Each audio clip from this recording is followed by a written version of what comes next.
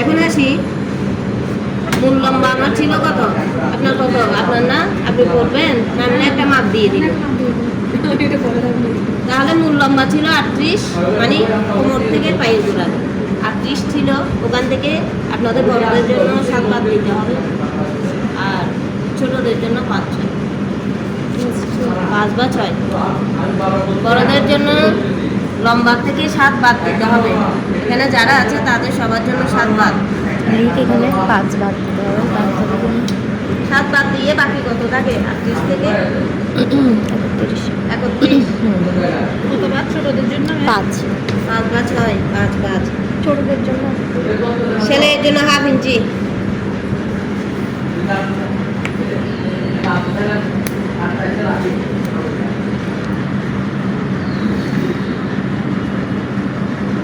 আর আমরা মূল লম্বা থেকে কত বাদ দিব? বড়দের জন্য 7 দিব, ছোটদের জন্য 5 বা 6। 5 বা 6। 31টা আমরা মূল মাপ থেকেই নিলাম। এটা মনে করে বর্ডার ছিল, ওটা আমি বাস করে সেলাই করে দিয়েছি, একেবারে মূল মাপটা নিয়ে বলছি 31। এবার আসি হাইয়ের মাপ। এই হাইয়ের মাপটা আমরা মনে মনে ধরবো, যার যার হিপের মাপ অনুযায়ী ওই হাইয়ের মাপটা নির্দিষ্ট করবো। তো এখানে যদি আমার 40 থাকে হিপের মাপ, তাহলে হাই কত নিব? 15। 40 থাকলে হাইটা কত নিব? 15। এই 15 থেকে আমরা 7 বাদ দিব। লম্বার থেকে যে 7টা বাদ দিছি, ওই হাইয়ের লম্বার থেকেও সেম সংখ্যাটা বাদ দিব। বাকি কত থাকে? 15 থেকে যদি 7 চলে যায়, বাকি কত? 8। এটা আমরা কোমর লাইন থেকে নিচে দিয়ে দিব, যার যত আসে। কোমর লাইন থেকে নিচে। এটা বুঝছেন? লম্বার থেকে যে সংখ্যাটা আমরা বাদ দিছি, ওই হাইয়ের থেকেও সেই সংখ্যাটা বাদ দিব, বাকিটা কোমর লাইন থেকে নিচে বসাই দিব। সেলাইয়ের লাইন না, এই যে মূল লাইন থেকে নিচে বসাই দিব। এটা কিন্তু বর্ডার লাইন, এটা কুচির লাইন। এটা সেলাইয়ে হাফ ইঞ্চি। এতটুকু বোঝা শেষ?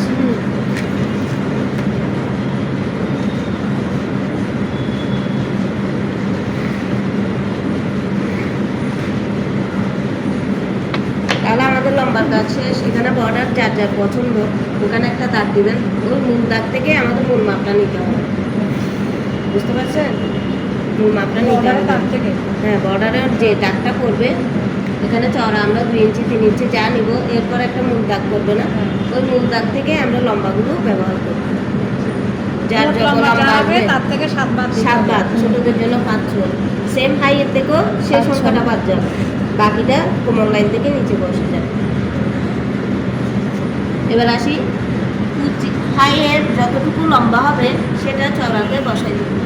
15 ছিল, 15 বসাই দিচ্ছি। আর আমরা কুচি বেশি দিতে চাইলে 2 ইঞ্চি বেশি নিতেও পারি, না হলে বরাবর বসা দিতে পারি। হাইয়ের চওড়া সমান কোমরের চওড়া। হাইয়ে যত হবে কোমরও তত হবে।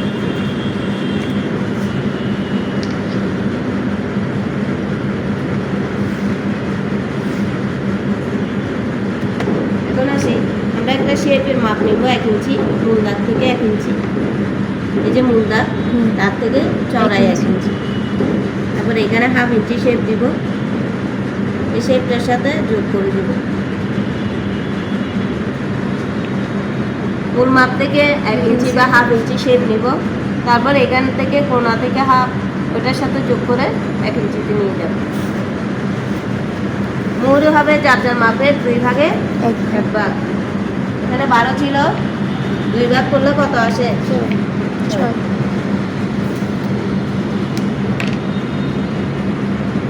স্কেলটা থাকবে নিচের দিকে, যে শেপটা আমাদের আছে শেপ রোলারে, ওটা থাকবে সালোয়ারের জন্য নিচের দিকে।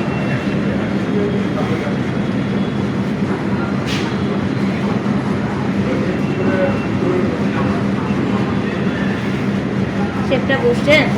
সালোয়ারের জন্য শেপ থাকবে নিচের দিকে। তারপর বাড়তি কাপড়টা নিব,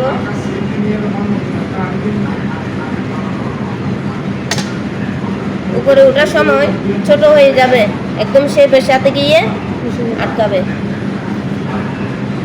নিচে ছোট বড় থাকবে, উপরে আসার সময় ছোট হয়ে যাবে। এটা বুঝতে পারছেন? তাকে আর একটু বোঝাতে হবে। ওটা নিয়ে নিব, তারপর বর্ডার লাইন থেকে লম্বা ব্যবহার করব। লম্বাটা যার যতটুকু হবে তার থেকে ফিল করার জন্য 7 বাদ যাবে বা 5 জন্য। এটা আমরা নিয়ে নিলাম 31। তারপর সেলাইয়ের জন্য হাফ। এরপরে আসবো যার যার হিপের মাপ অনুযায়ী মনে মনে একটা সংখ্যা ধরবো, হাইটের মাপ। সেটা যত আসবে তার থেকেও সেম সংখ্যা বাদ যাবে, বাকিটা নিচে বসে যাবে কোমর থেকে নিচে।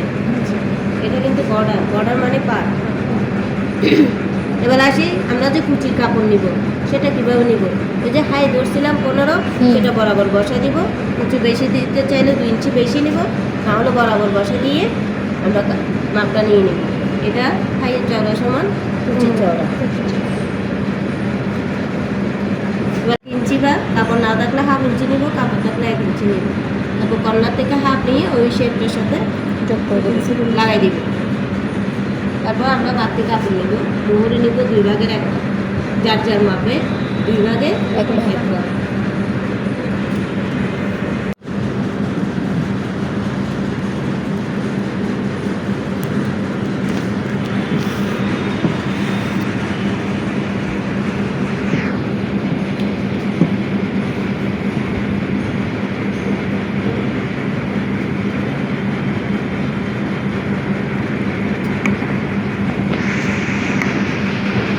এই বাড়তি কাপড় থেকে কাটবো, মূল মাপটাতে কাটবো না। মূল মাপে কি হবে আমাদের সেলাই।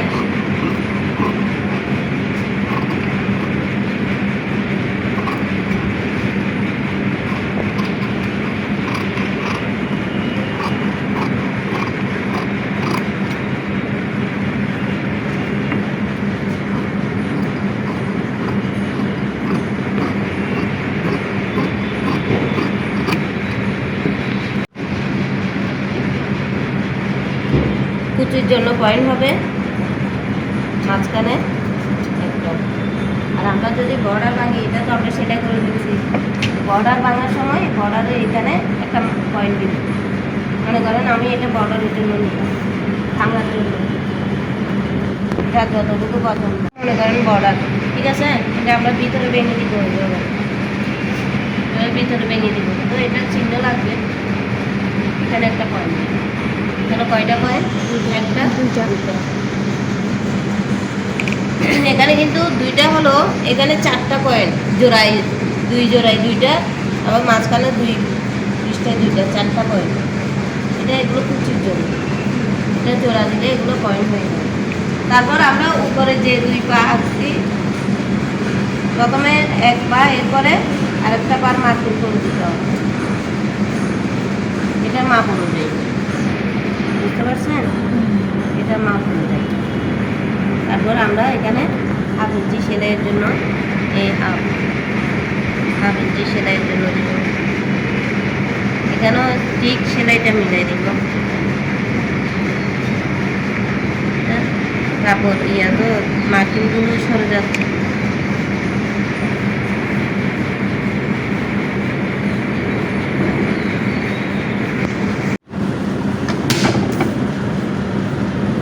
উপরে যত বাদ দিবেন তার সাথে এলাস্টিক দিলে 2.5 যোগ হবে, আর ফিতা দিলে 2 যোগ হবে। 2 কেন যোগ হবে? হাফ ইঞ্চি সেলাই, তারপর মূল মাপ 7, 7-এর পরে আমরা যে ফিতা দিব 1.5-এর সাথে হাফ যোগ করলে কত হয়? 2।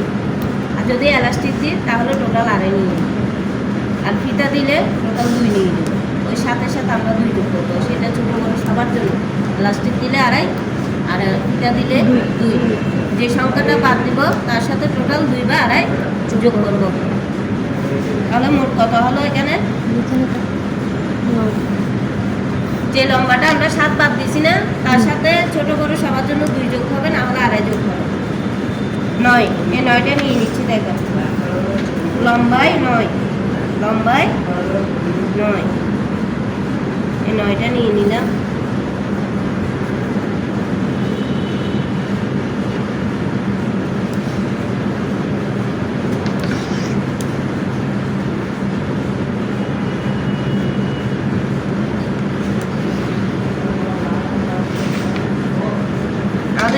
40, 2 ভাগ করলে কত হয়? 2 ভাগে 20, 20 এর সাথে 2 যোগ 22। যার যার হিপের মাপের 2 ভাগের 1 ভাগ, তার সাথে 2 যোগ।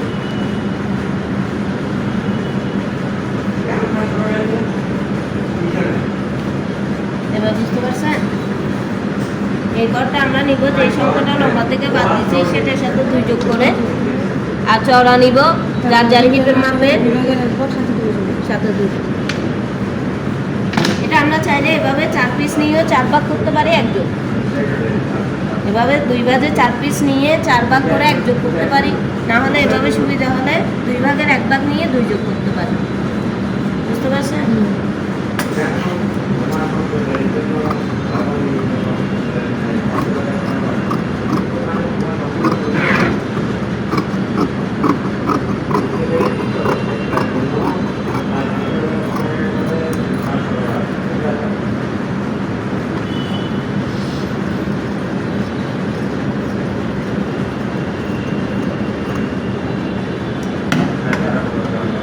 আপনার বাকি খাবার আমাদের পয়েন্ট এখানেও হবে কিন্তু এখানে 2টা পয়েন্ট দেখেন, একটা জোড়া আর একটা পয়েন্ট দিয়ে দিচ্ছি 2টা। মাঝখানে 2 পিস কাটলে কত হবে? তাও 2টা।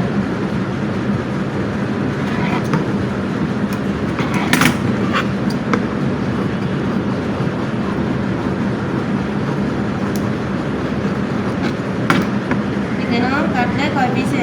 এখানে কয় পিস? 2 পিসে 2টা, এখানে 3, 4, জোড়াটা সহ 4। এখানেও কিন্তু পয়েন্ট 4টা আছে।